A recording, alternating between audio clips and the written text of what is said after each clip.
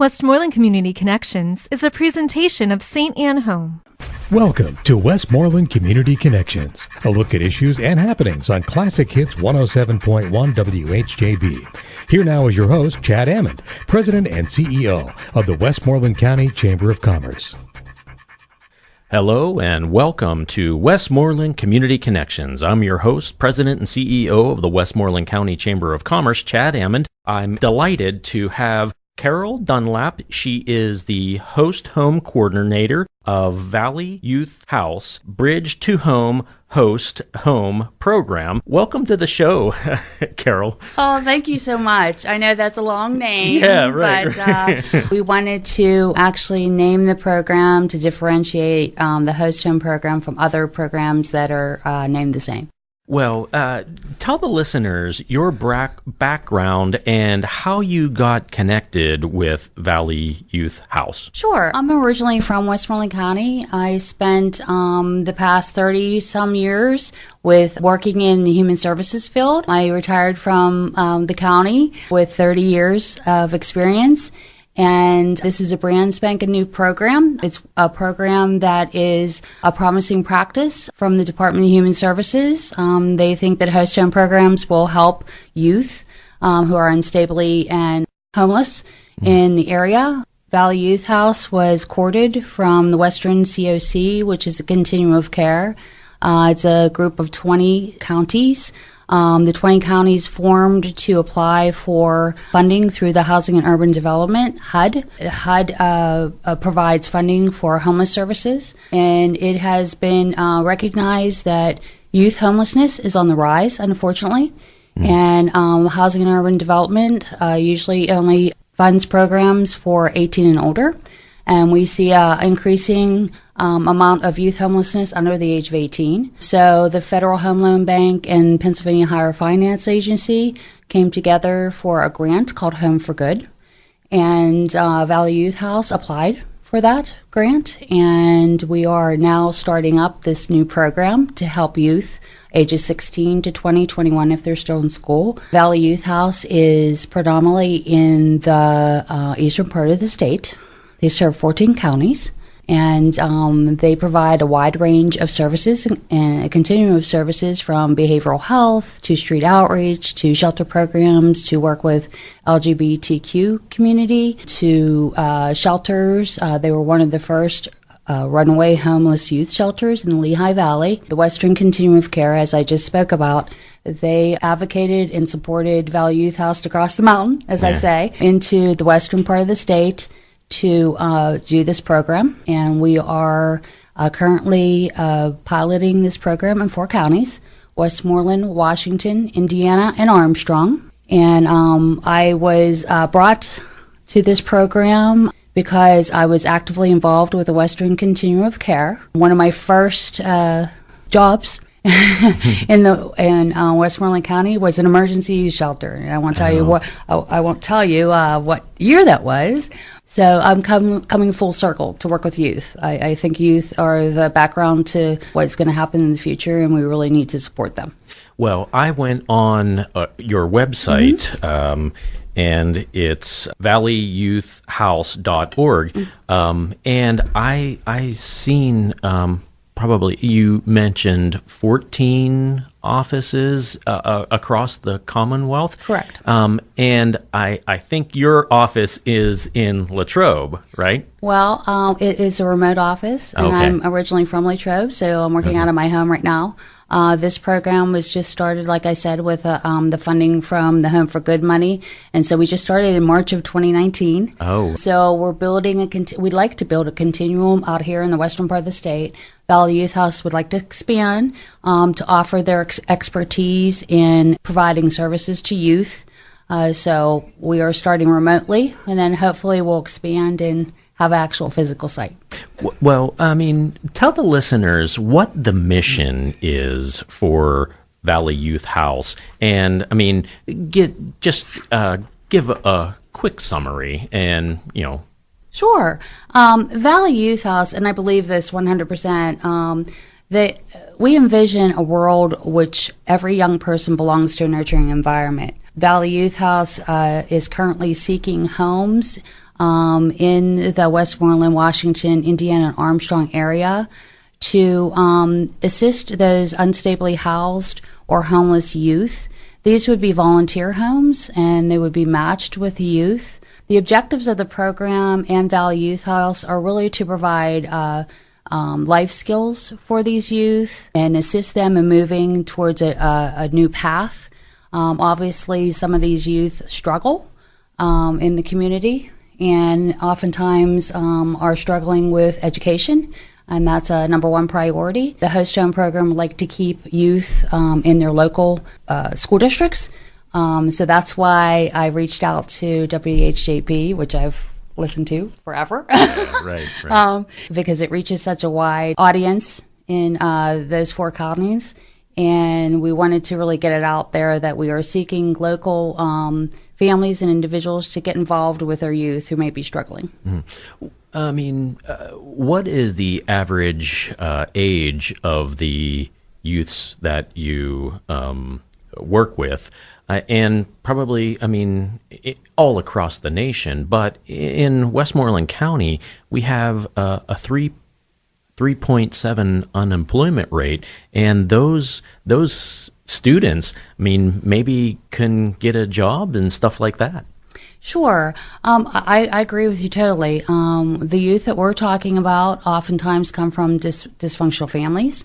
They may struggle in the education system because they don't have the support and guidance from an adult to help them make good decisions. They oftentimes do not have the experience or life skills to get a job. So that's something that the host home program will work with them on. One of the goals is to assist with these youth in becoming employable. So if they go into the host home and they would like to get employed, we would certainly help them do that. One of the first things is to work on their educational goals and to graduate from high school. You're listening to Westmoreland Community Connections on Hometown Classic Hits 107.1 WHJB. I'm your host, Chad Amond, President and CEO of the Westmoreland County Chamber of Commerce. Our guest today is Carol Dunlap. She is the host home coordinator for Valley Youth House, Bridge to Home, Host Home program, and she is the host home coordinator. Carol, you said that the Valley Youth House has 46 years of experience. How do you describe what impact they had on the youth in our community and our Commonwealth? Sure. They have had a tremendous impact on the community and the Commonwealth. They currently provide services in 14 counties out in the eastern part of the state. They're innovative, they're creative, they build positive relationships. They provide services from behavioral health to street outreach. There's a street outreach program in Bucks County that actually goes and works with the youth, like on the street, who may be homeless. They provide assistance with foster care and adoption. They provide also other type of housing and intervention. They, like I said earlier, they were one of the innovative people who realized that youth do need structure and they need some place to live. Housing stability is important, and they had one of the first runaway homeless youth shelters. Has youth homelessness and housing instability increased over the couple of decades? Absolutely. Currently, there are 2 definitions of homelessness. One of them is the HUD definition, the Housing and Urban Development, which states that the person needs to be literally homeless on the street in an abandoned building, something of that nature. Then there's the definition of from the education system, and those capture the homeless youth that are couch surfing, couch bunking, where they kind of move from place to place. What we're finding is that that's normally what what happens with youth is that they sleep on somebody's couch or on somebody's floor, and they kind of move around, but they do not have housing stability, or they don't have somebody guiding them to make good decisions. In Westmoreland County alone, the education system in 2018, the data shows that there was 409 homeless students identified through the education system. In Indiana and Armstrong, there's another 344. We believe that that's probably double, because what happens in the education system is that they're invisible and they're not necessarily identifiable. So what we're trying to do is capture a better count of the homelessness. We are going to be having a youth count in April of 2020. And we're going to be doing some street outreach and engaging youth to see where they are living and their housing stability. And couch surfing is probably a negative issue for, if you're in a school district and you have to couch surf on another school district, that's a problem for the students. That can be a problem. I can give you an example. One of our first youth and host matches, we call it a match because it's supposed to be voluntary between the youth and the host, and it's an agreement. So she was bouncing from place to place for about 6 months. Her family situation was extremely dysfunctional, and she was put out of the house. So she had met somebody in the community, a mother of an acquaintance of hers in school, and that mother just agreed to make a commitment to have her live with her. And that's what we're seeing, is that youth who bounce around, they oftentimes find somebody who will make a commitment to them. So there's two paths. One of them is that youth-selected host. And we can certainly make sure that's safe. We vet them, we screen them, we train them, and then we work with them intensively to make sure that there is stable housing, educational goals, employment goals. So with that first youth, she's still there since end of April. Oh. So she's doing really, really well. Yeah. And she was actually failing, like 10th grade, and she should be in 12th grade. So she's doing really, really well. Wow, that's a good thing. Yeah. According to the Housing and Urban Development Corporation, the Department of Health and Human Services, how does Valley Youth House program that model and impact that program? Well, host homes is a promising practice with the Department of Health and Human Services. HUD has recognized it as a promising practice. We are currently working with a consultant called Point Source Youth. It's a national organization to end youth homelessness.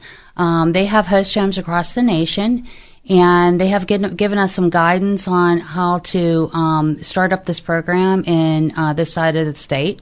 This is the first program in Pennsylvania, this host home program, and one of the first programs to work with youth under the age of 18. We find that the host home program is a flexible and cost-effective model for providing stable housing and supports in a home-like non-institutional environment. So we see that the outcomes are much better because it is a nurturing environment, and that they're not in more of a group setting, that they're getting some guidance. You're listening to Westmoreland Community Connections on Hometown Classic Hits 107.1 WHJB. We'll be right back after these messages. This is Westmoreland Community Connections on Classic Hits 107.1 WHJB. If you have a suggestion for a topic, or if your nonprofit organization would like to be featured on this program, call us during regular business hours at 724-216-1200. Westmoreland Community Connections is a presentation of St. Anne Home. Welcome back. You're listening to Westmoreland Community Connections on Hometown Classic Hits 107.1 WHJB. I'm your host, Chad Amond, President and CEO of the Westmoreland County Chamber of Commerce. Our guest today is Carol Dunlap. She is the host home coordinator for Valley Youth House. It's a bridge to home host care home. And I want to ask the question, Can you tell the listeners the runaway stats? Sure. I'd just like to also say that the Bridge to Home Host Home program has partnered with children and youth agencies in Westmoreland, Washington, Indiana, and Armstrong to offset the cost. The premise is that we would like to divert or prevent youth from going into the system. But we also want to work with those foster care youth that are aging out of the system. And some of the challenges of the former foster youth are, we believe that there's between 32% and 40% experience homelessness after they exit the foster care system. And then the other daunting statistic is 40% of males end up incarcerated. So that's something that 40%. Oh, wow. Yeah, it's very daunting. We would like to change that statistic, obviously. Yes. Some of the other challenges with runaway homeless youth are 51% are considered throwaways. And I don't like to use that term, but that's the term that oftentimes is used. And it's a term that is used whenever the youth doesn't really have any natural support systems to go back to. We also see that there is oftentimes they experience sexual abuse prior to homelessness, and 2/3 of runaway youth have diagnosable mental health issues. We're also taking a look at the rise in human trafficking. We believe that there's probably more than 1/3 engaged in survival sex. So that's something that we are definitely taking a look at. If you think that that's not in our area, it definitely is. So that's something that we are working on. How do a volunteer, I don't know if you call it a volunteer, how do host homes apply for serving those students? Great question. They would get a hold of me. My email address is cdunlap, DUNLAP, @valleyyouthhouse, spelled out, .org. Or they can contact me by phone, and it's 412-742-7474. We do have an application process. We do background checks that we pay for, including FBI clearances. We do go out and screen them. We interview hosts. It's not as cumbersome as the foster care certification, but we do want to make sure that the homes that we are using for youth, that we vet them and screen them, and then we provide training also on positive youth development, trauma-informed care, those type of topics. How do you work with those youth that are over 18 and 21? I mean, probably those are still youth. Yeah. Absolutely. The HUD definition of youth, quote unquote, is actually between the ages of 16 and 24. So whenever you apply for housing and urban development, homeless funding or runaway homeless youth funding, that's the age category between 16 and 24. Right now I am working with a youth that just turned 18, so it is a little bit different. I think it's probably more challenging whenever they're under 18, because we do have to work with the parents and try to get their permission to have them become involved with our services. 18 and older, they can pretty much sign all the appropriate documentation to be involved, so it's a little bit easier. They have more challenges in regards to if they're still in high school. Oftentimes that they are there till they're 20 or 21 because of circumstances that they didn't graduate. So those are the things that we work with. What are the key objectives of the program, and what makes this work? Well, this works because of host training. We want to reach out to those hosts in the community, and we don't want to just throw a youth, that may be struggling into a home and not provide training. We provide intensive individual case management for the youth. We develop a transition plan for the youth that focuses on permanency or independence. We work on life skills. We work on educational goals as well as employment goals. We also use the harm reduction approach, which means that we meet the youth where they are. We try to really work with them, and so they have youth choice. We believe that the with, watch, and confirm approach is the best approach. You do it with them, you watch them do it, and then confirm that they understand it. We also advocate for them. Currently, we're struggling with getting ID for these youth. If you don't have a birth certificate, you can't get a driver's license, So we're working on those type of things. With hosts, we do provide a 24/7 on-call service, which they use. And we do troubleshoot and mediate any situations. Okay. How is this organization funded, and can donors donate to the... Absolutely. Donors definitely can donate to Valley Youth House at valleyyouthhouse.org.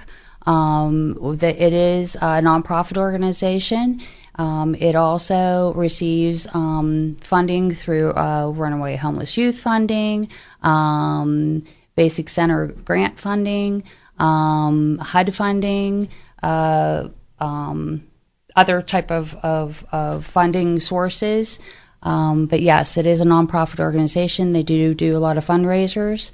I think that they're having one soon in the eastern part of the state. Oh, good. I brought up before all of southwestern Pennsylvania and all of the Commonwealth and all of the nation has an low unemployment rate. Mm-hmm. Are Valley Youth House looking for employees? Yes, they are, absolutely. Okay. They are looking for employees. There's many positions that you could work with Valley Youth House. Actually, I think that this program will be expanding to other counties, and we will be looking for employees in the western part of the state, but they're always looking for employees in the eastern part of the state. Well, I mean, your host home coordinator, what do you specifically do every day? Well, it's different every day. You're working not 24/7, but 25/8, yes, right? Yes. It's different every day. Right now, we are trying to reach out to the community to build our host home base. We'd like to have a continuum of host homes where a host home may want to just to have a youth in their home for a month.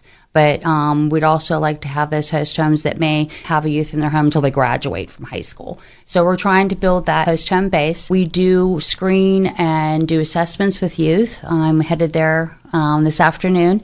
We are also reaching out to all the school districts. Every school district should have a homeless liaison. So we're reaching out to all the homeless liaisons in all the school districts in Westmoreland County. There's 17 just in Westmoreland County. In the 20-county region, there's 122 school districts. So that takes some time. We're doing some face-to-face presentations with the guidance counselors and homeless liaisons. We do think that they're the front line that will be identifying these youth. They know pretty much who is couch surfing with who, and we really want to tap into that and capture those youth and assist them. So every day is different. We do work a lot with the youth.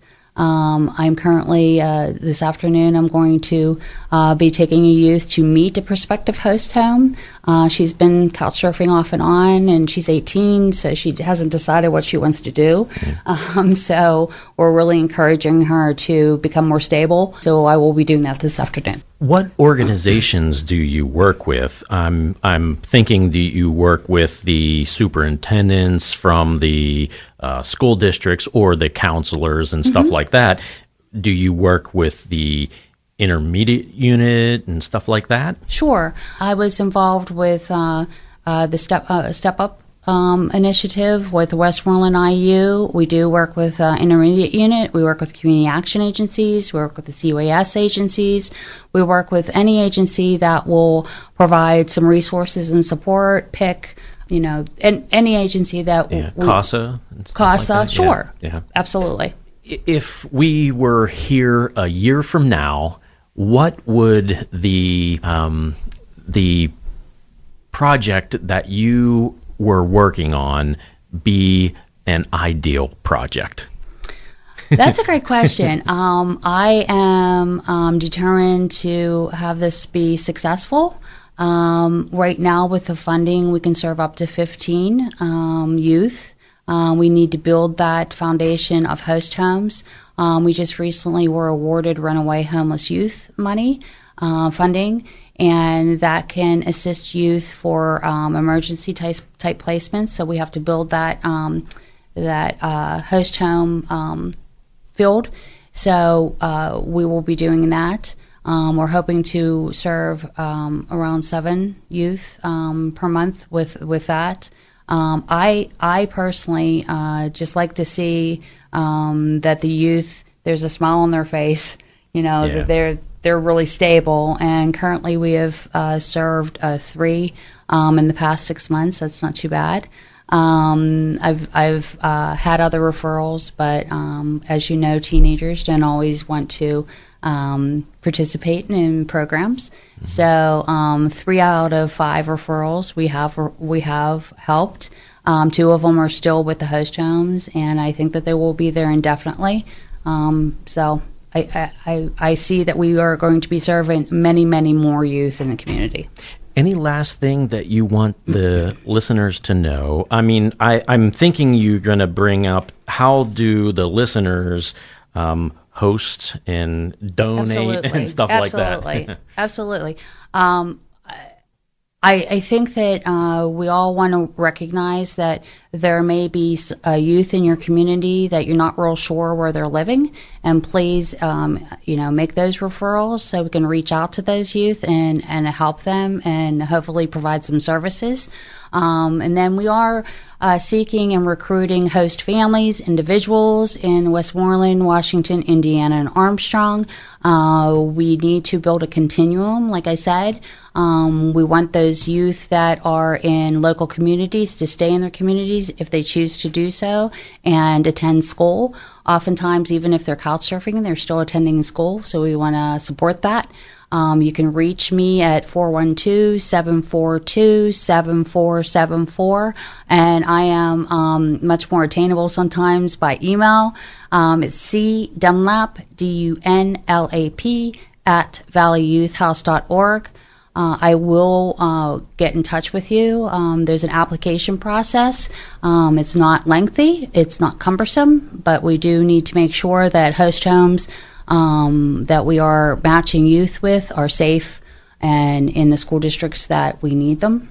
So I hope you do. I hope we're reaching out. That's why I'm sitting here. Thank you so much. Thank you very much for your impact on our community and our youth. And I thank you very much for being on the show. Thank you. You've been listening to Westmoreland Community Connections. Join us next week, same time, same place, for another edition of Westmoreland Community Connections. Thanks for listening, everyone. This has been Westmoreland Community Connections, a look at issues and happenings in and around Westmoreland County. Join us again next week on Classic Hits 107.1 WHJB. Westmoreland Community Connections is a presentation of St. Anne Home.